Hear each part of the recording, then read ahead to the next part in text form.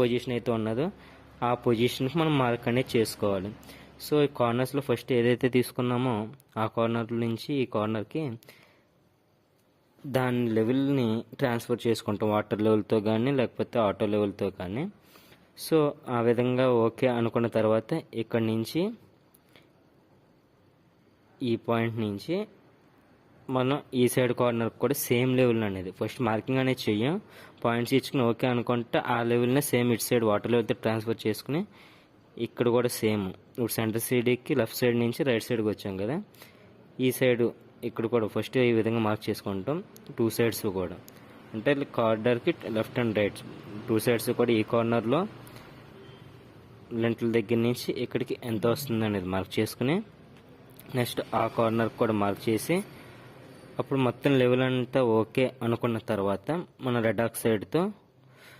level అనేది